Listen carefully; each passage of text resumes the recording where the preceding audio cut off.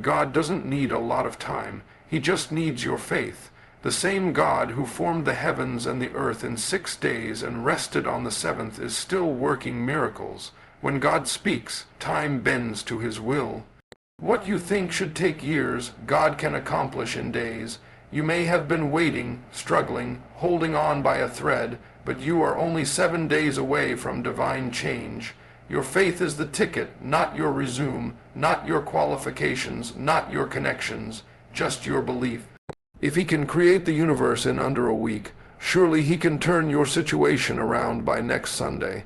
I came to tell somebody that the pain you've been carrying has an expiration date. Your suffering is not wasted, your tears are not forgotten, and your silence has not gone unheard. God has circled your name, and he is about to shift your season. The enemy thought you would break under the pressure, but instead you are about to break into purpose. What felt like punishment was preparation. What felt like loss was alignment. You're not losing your mind. You're gaining your mantle. You are coming out of this refined, stronger, and ready for what's next. Everything that's behind you pales in comparison to what's ahead. God is not recycling your past. He is doing a new thing in you. Stop mourning what didn't work out. Stop clinging to what he's already released you from. Let it go so your hands are free to receive. You've been looking at closed doors, but God is about to open one you didn't knock on. In 7 days you will see the hand of God do what you could not do in 7 years. The next chapter of your life is not going to look like the last one, because what's coming is greater than what's been. But don't just sit and wait. Move. God moves when you move. Faith is not passive, it's active. Begin preparing for what you prayed for. Speak like it's done, praise like it's done, walk like it's done. Don't wait until the break through to start dancing. Praise in advance, that's faith, that's trust. When you move, heaven responds, miracles are drawn to movement. Don't let fear paralyze your faith. You can't be passive in this season. Your praise is your weapon, your obedience is your key, and your expectation is the door. The enemy had his moment, but the moment is over. That storm had a purpose, but it also had a deadline. What tried to destroy you is about to announce your arrival. You've survived too much to go unnoticed. God is about to make an example out of your endurance. The devil threw his best shot, and you're still here. Your survival is your testimony. This week, the enemy will regret ever messing with you.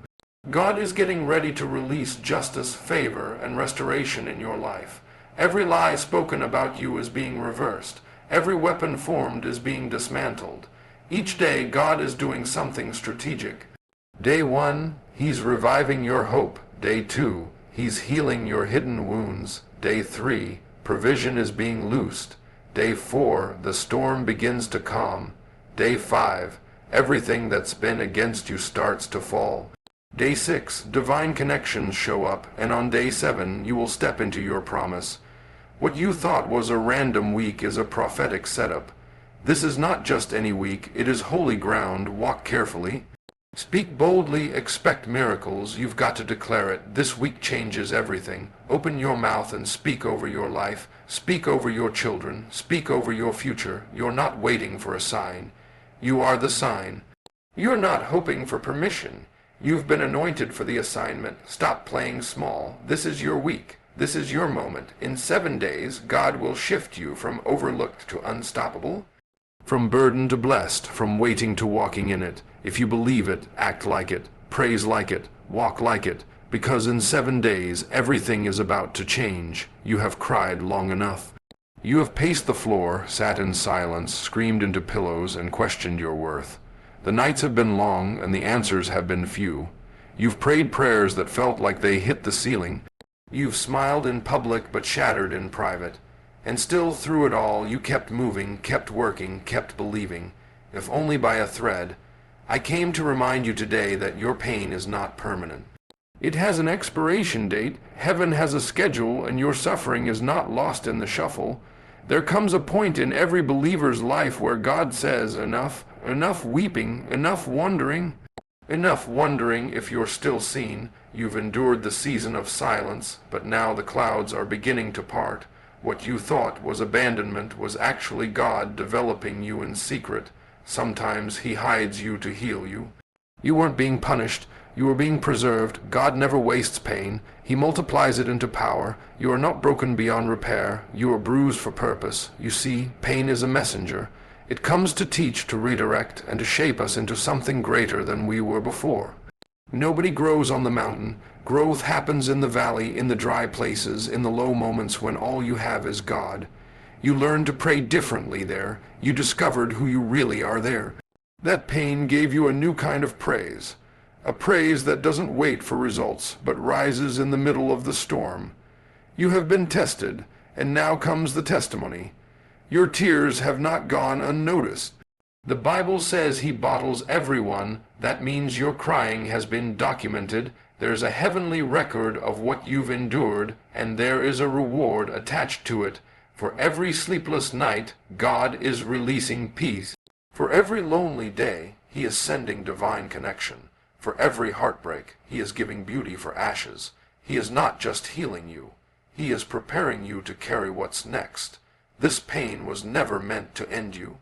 It was meant to launch you. What tried to bury you is going to bless you. What seemed like a breakdown is actually the beginning of your breakthrough. You've been walking through it like it's your forever. But it's just a hallway. Don't pitch a tent in a temporary place. You are passing through. The fire is refining you, not consuming you. This is not how your story ends. It's how your strength begins. You're not going to walk out the same. You're going to walk out wiser, stronger, more focused, and more anointed. There's a shift happening even now. You may not see it yet, but something is changing in the spirit. God is closing the chapter of pain and opening the page of purpose. You're moving from surviving to thriving. From barely making it to being more than a conqueror. The pressure is giving way to power. The struggle is giving way to strategy. What was once torment will soon be testimony. And when people ask what happened, all you'll be able to say is, God brought me out. So lift up your head. Wipe your face. Straighten your back. Your pain has served its purpose. It was never meant to stay. This is the season where things begin to make sense. The pieces are coming together. And just when you thought it was over, just when you thought the darkness would last forever, here comes the light. God is turning it around. The pain is ending. The page is turning, and glory is rising in your life. There are moments in life when we become so focused on what we've lost that we miss what God is trying to bring into our lives. We replay the pain, the disappointment, the betrayal, and the failure so many times that it becomes our lens for the future. But God is not calling you to relive what happened. He's calling you to release it. He's not recycling your pain. He's replacing it with purpose.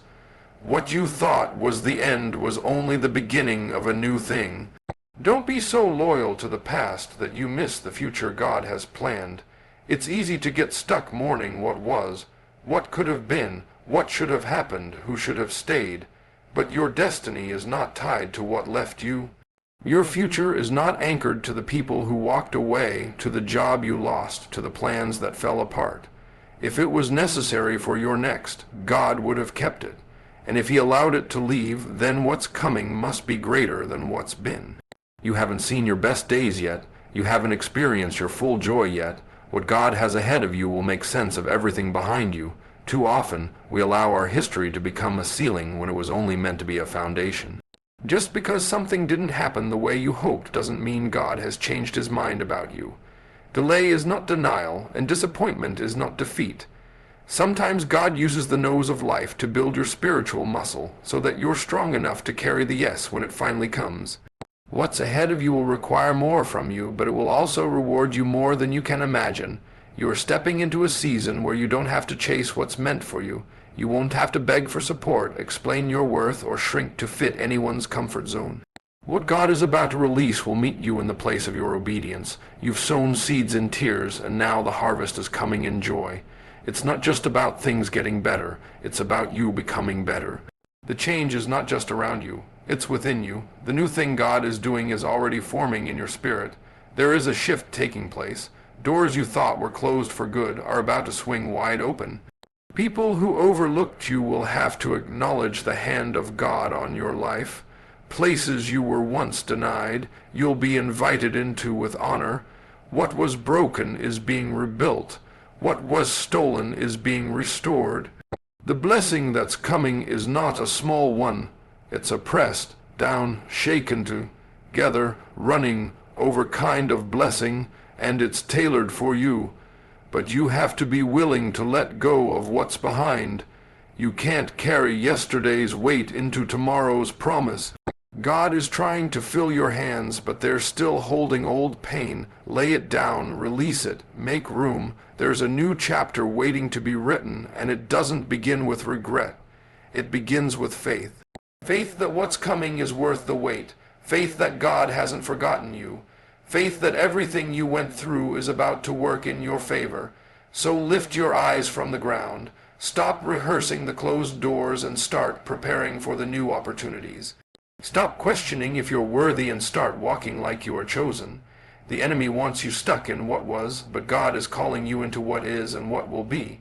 Eyes have not seen, ears have not heard, and it hasn't even entered into your heart what he's getting ready to do. What's coming is greater than what's been, and it's on its way to you now. There comes a time in every believer's life when waiting becomes a hiding place. We tell ourselves we're waiting on God, but in truth, God is often waiting on us. He's waiting on us to take the first step, to move in faith, to act like we believe what we say we believe. God is not a God of stagnation. He blesses motion. When Peter stepped out of the boat, the water held him, not because it became solid, but because faith became his foundation. That's the kind of movement God is calling you to, faith that walks even when it doesn't make sense. You've prayed, you've fasted, you've cried, but now it's time to move. It's time to put your hands to the vision, to act on the promise, to prepare for what you've been believing for. God does not respond to comfort zones. He responds to courage. Too many people are waiting for all the lights to turn green before they leave the driveway, but God gives direction as you go. He didn't give Noah a finished boat. He gave him instructions. The miracle is in the motion. If you want to see God work, start walking. Movement is the language of faith. Praise is a form of movement. Obedience is movement. Sacrifice is movement. There are some things God won't release until you step toward them. The walls of Jericho didn't fall until the people marched. The Red Sea didn't part until Moses raised his staff. If you're waiting for the situation to change before you act, you may be waiting forever. But when you move, you activate the supernatural, you unlock what was stuck, you open what was sealed. It's time to act like the promise is already yours. Start walking through the house you're believing for.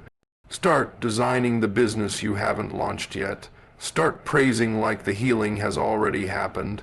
That's not foolishness, that's faith. Faith doesn't ignore reality, but it refuses to be ruled by it. Faith says, I see the storm, but I'm still stepping out. God doesn't need perfection from you. He needs participation. He needs motion. He needs willingness. When you move, heaven aligns. You can't afford to sit still in this season. This is not the time to be passive, hesitant, or double-minded. The window is open. The ground is fertile. The atmosphere is charged. Something powerful is ready to be birthed, but you've got to push. You've got to show up with your oil, with your praise, with your yes. If you want the rain, you've got to dig the ditches. If you want the fire, you've got to build the altar. Your actions speak louder than your anxiety. Let your movement speak for you. God is not looking for the most gifted. He's looking for the most responsive. He can bless effort. He can bless faith. He can bless obedience. You don't have to have it all figured out. You just have to start. Take the step, make the call, write the plan, apply for the opportunity. God is not looking for perfect conditions. He's looking for surrendered hearts. Your willingness to move may be the very thing that breaks the generational chain, opens the next door, or ignites the next season. So don't wait until it looks safe. Don't wait until it feels easy. Don't wait for applause or affirmation. If God said go, then go. If He said move, then move. The provision is in the place of obedience. The miracle is on the other side of the motion. This is your moment to shift. Your feet are the keys to your future. Move and watch God move with you. There comes a moment when heaven declares, "That's enough." You've been under attack, pressed from every side, pushed to your limit, and tempted to quit. But the enemy's time has expired. The storm you've been fighting wasn't meant to destroy you. It was meant to develop you. And while it may have felt like the devil had the upper hand, God was always in control of the clock. Hell had a schedule, but heaven had the authority. Every trial has a season, and that season is ending now. What you need to understand is that the enemy is not eternal. His influence has limits. His assignment has a deadline. The same way Pharaoh had a cutoff, Goliath had a last day, and the lion's den had a morning release, so does your warfare. The enemy had his moment to test you, but he won't get the last word. God has already